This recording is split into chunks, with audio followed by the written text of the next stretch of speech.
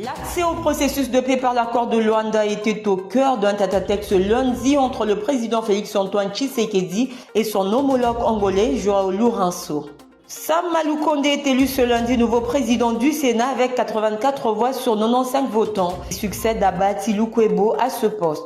Enfin, les jeunes sont appelés à l'unité et à l'éveil patriotique. C'est le message de la ministre de la Jeunesse à l'occasion de la célébration de la Journée internationale de la jeunesse ce 12 août.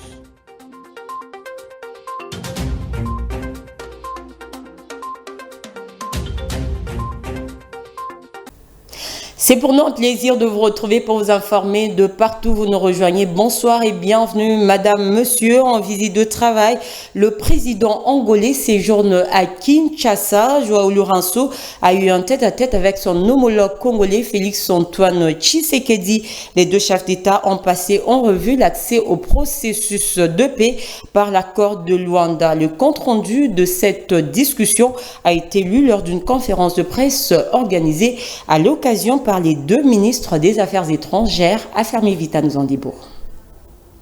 C'est en début d'après-midi de ce lundi 12 août que le président angolais a foulé le sol congolais. À son arrivée, il a été accueilli par son homologue congolais Félix-Antoine Tshisekedi Tshilombo avant d'entrer en tête-à-tête privé entre les deux chefs d'État. S'en est suivi d'une réunion élargie avec leur suite. Leurs pourparlers ont porté essentiellement sur le processus de paix lu par les deux ministres des Affaires étrangères lors d'une conférence de presse organisée à l'occasion. Madame Thérèse Kaikwamba fait le compte-rendu pour la RDC. Ils ont eu un entretien dans le cadre de cette visite de travail qui s'est axé principalement sur le processus de paix et la recherche d'une paix durable dans l'Est de la République démocratique du Congo. Le président Félix-Antoine Tshisekedi Tshilombo a saisi cette opportunité pour réitérer son remerciement et sa reconnaissance à l'égard de son homologue, le président Lourenço, médiateur du processus de Luanda, qui s'est mobilisé pendant plusieurs mois pour faciliter ce processus entre les parties différentes concernées. À cet égard, les deux chefs d'État ont salué l'entrée en vigueur du cessez-le-feu le 4 août et les deux ont réitéré et exprimé leur attachement ferme à ce que ce cessez-le-feu soit respecté et observé par toutes les parties signataires de ce cessez-le-feu. Les deux dirigeants ont aussi fait appel à ce que toutes les autres prévisions et tous les efforts en cours pour créer un environnement propice à la résolution durable du conflit soit maintenue. Et dans cet égard, le président de la République, son Excellence Monsieur Félix-Antoine Tshisekedi Tshilombo, a réitéré la pleine disponibilité du gouvernement congolais à participer à toutes les prochaines étapes du processus de Luanda sous les auspices du médiateur, son Excellence Monsieur João Lourenço. Les deux ont aussi salué les événements récents au-delà de la région, à savoir aussi la mobilisation d'autres parties prenantes qui ont, à travers leurs bons offices, contribué à cet environnement propice et à l'accompagnement du processus de Luanda. Rappelons que c'est en sa qualité de médiateur entre les deux protagonistes en guerre, à savoir la RDC et le Rwanda, que le président João Lourenço a effectué cette visite. Un appareil inconnu est tombé sur une montagne dans le territoire de Djougou. En Ituri, on parle d'un drone qui serait utilisé par une force étrangère d'un pays voisin. Aucun dégât matériel n'est enregistré. Le gouvernement de cette province a envoyé une délégation sur les lieux pour s'imprégner de la situation. D'après le porte-parole de l'armée, le lieutenant Jules Ngongo, des enquêtes sont déjà amorcées. Il appelle en outre la population au calme et à la vigilance. C'était dans la nuit du dimanche 11 à ce lundi 12 août 2024. Regardez. Pas savoir plus sans pourtant inquiéter l'origine, la destination, la mission. Et donc c'est très difficile. Comme on a ramené l'appareil dans l'un des états-majors des forces armées ici à Ituri, Donc, une fois nous avons le renseignement possible, l'opinion sera informée de toutes les informations concernant cet appareil qui a fini sa course sur le sol congolais. Oui, nous avons pris, comme tout le monde, un pétard la nuit ou un appareil considéré comme un drone militaire dont on ne sait pas la provenance. Nous avons ramené ça dans l'un des états-majors juste pour approfondir le renseignement sur ça. Nous avons toujours demandé à la population, au nom du gouverneur militaire, lieutenant-général Luboya, c'est la vigilance et le patriotisme. Parce que l'unique arme que nous avons pour mettre hors d'état de nuire les agresseurs, c'est que la population ravive le patriotisme et se désolidarise de tout mouvement rébellionneur. Nous allons gagner, quel que soit le temps ou la durée, les forces armées et sa population sortiront toujours vainqueurs dans ces combats. Et cette information en bref et en images, sans surprise, Jean-Michel Sama Lukonde est élu nouveau président du Sénat avec 84 voix sur 95 votants. Il succède à Batilou Kwebo. José Makila, élu premier vice-président avec 91 voix, et Modeste Batilou Kwebo est élu deuxième vice-président avec 64 voix. C'était ce lundi 12 août 2024. Nous y reviendrons avec force et détail. Et puis, le Sénat sera une chambre efficace, moderne et accessible. C'est la promesse du nouveau président au bureau de la Chambre haute du Parlement, Jean-Michel Sama Lukonde. Il l'a prononcé ce lundi 12 août, bien avant l'élection et l'installation des membres du bureau définitif du Sénat, Patrick Issou.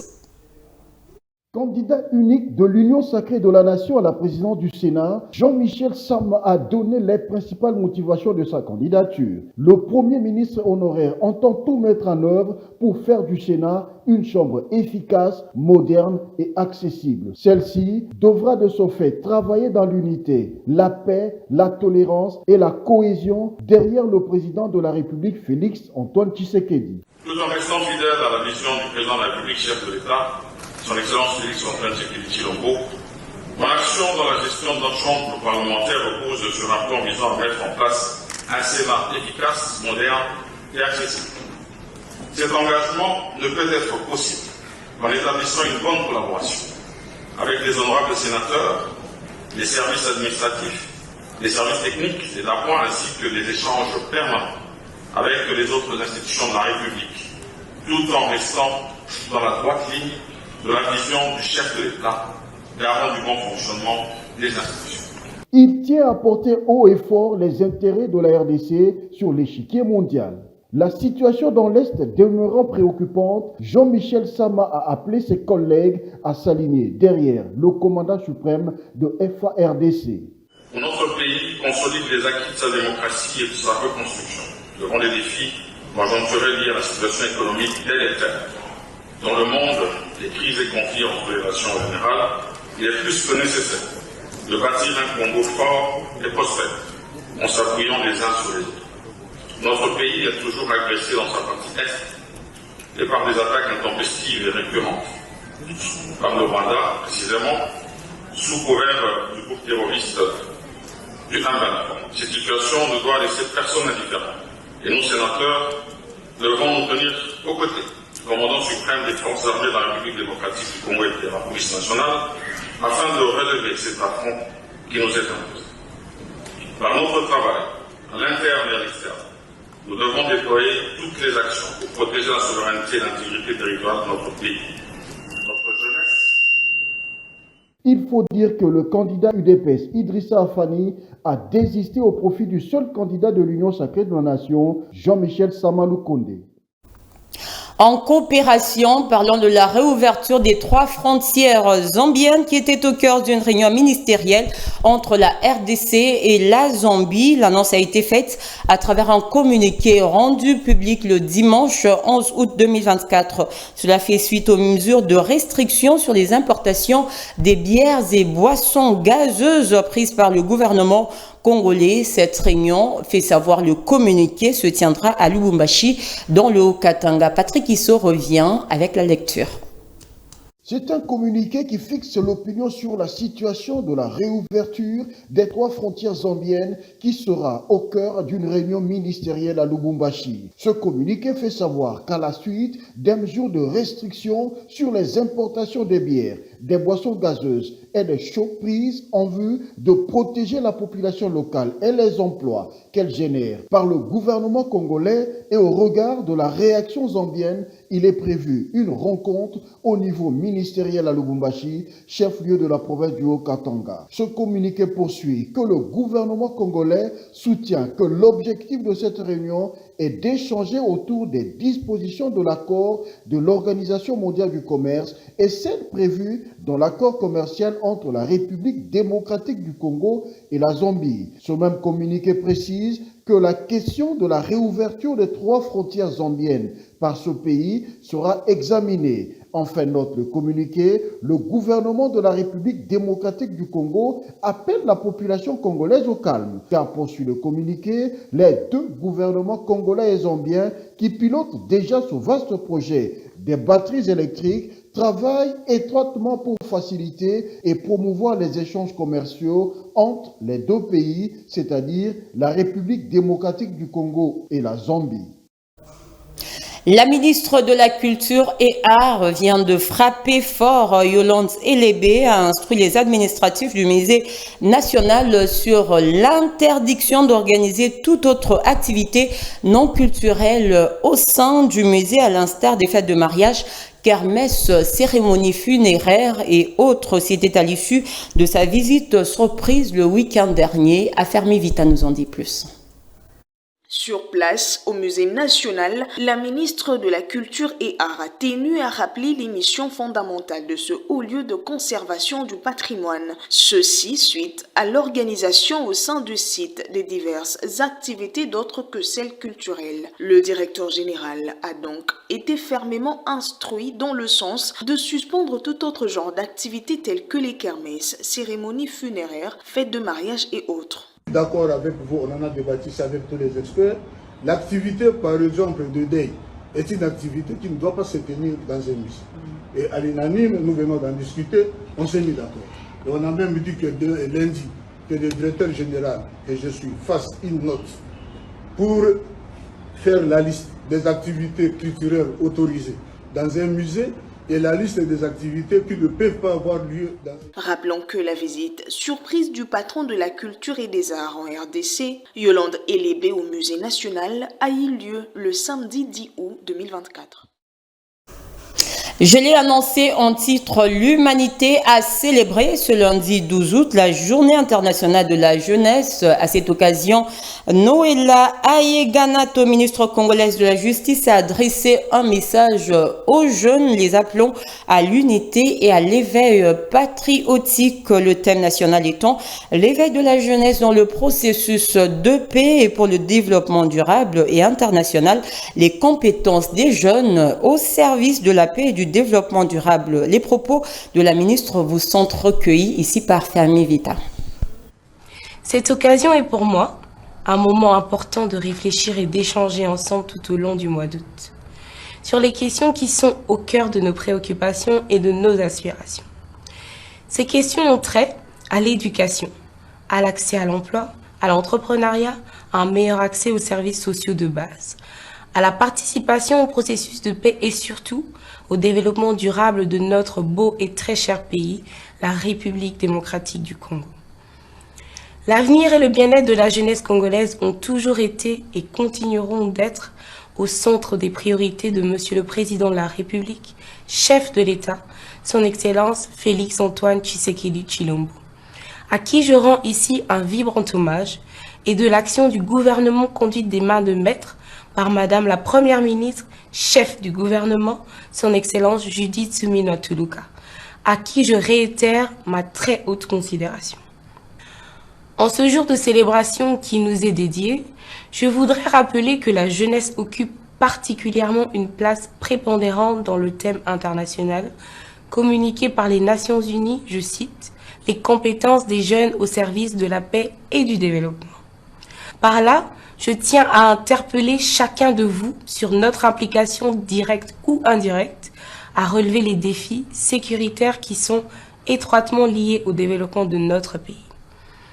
À cette occasion, je déclare que pour cette année, le thème national est « L'éveil de la jeunesse dans le processus de paix et pour le développement durable en RDC ».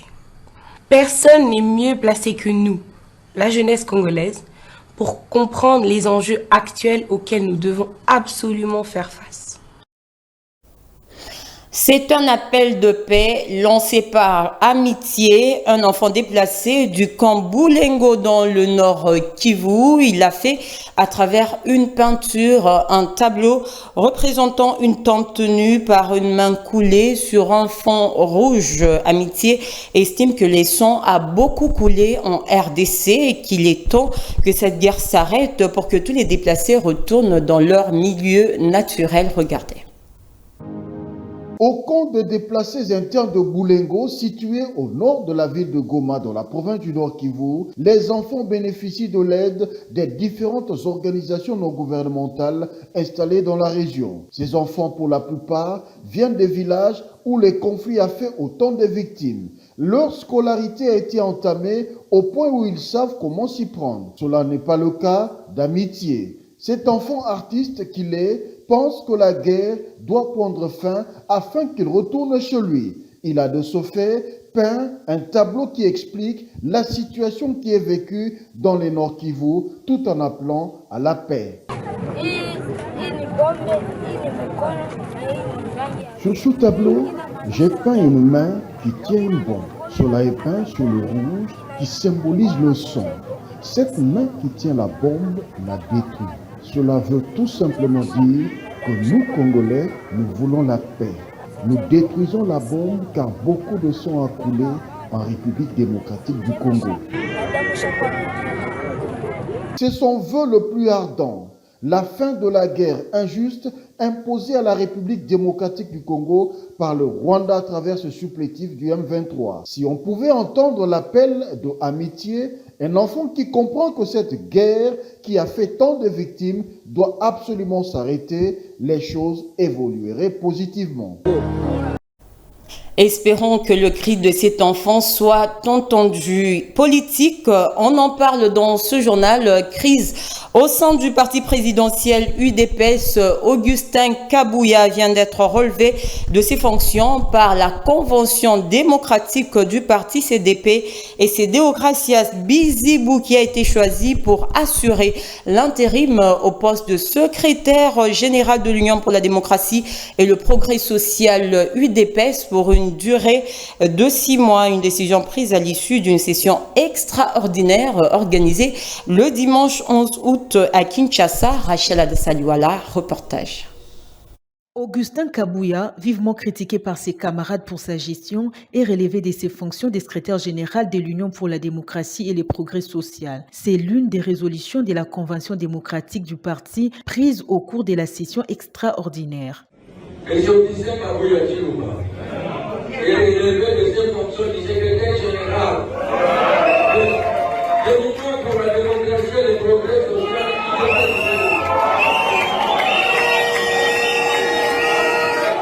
Par ailleurs, la CDP a jeté son dévolu sur Deogracias Bizibou, qui était son adjoint pour jouer l'intérim.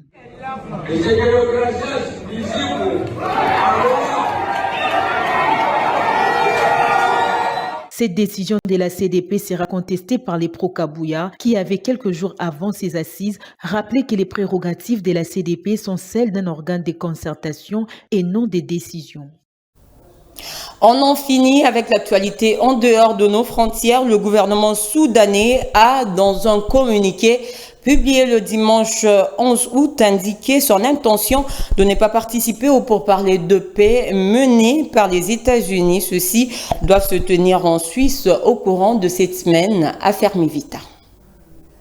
Cette décision réduit les espoirs de mettre fin à la guerre civile qui dure depuis plus d'1 an au Soudan. Sans pour autant rejeter catégoriquement les négociations, le gouvernement soudanais a toutefois énuméré plusieurs questions litigieuses que ses délégués n'ont pas réussi à résoudre après 2 jours de consultation avec des diplomates américains à Jeddah, en Arabie Saoudite, le 9 et 10 août. Ces consultations avaient été demandées par le gouvernement soudanais. Le chef de la délégation soudanaise, le ministre des Minéraux Mohamed Abu, a annoncé qu'elle n'avait pas abouti. L'envoyé spécial des États-Unis au Soudan, Tom Perriello, était à la tête de la délégation américaine. Les autorités soudanaises estiment que les États-Unis ne s'étaient pas engagés à obliger les forces de soutien rapide à protéger les civils. Nous rejetons la présence de tout nouvel observateur ou facilitateur et accueillons favorablement toute initiative qui répond à la souveraineté de la nation et à la dignité du peuple soudanais et le protège, indique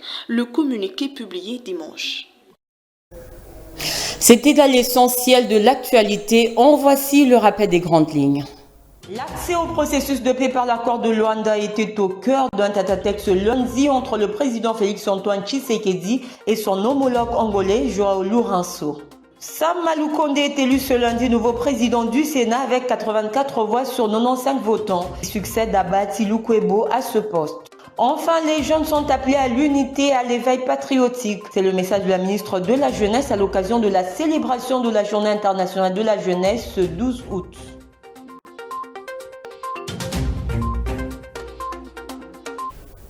Ce journal est complètement terminé. Merci à vous tous de nous avoir suivis. Nous vous souhaitons un excellent début de semaine. Portez-vous bien.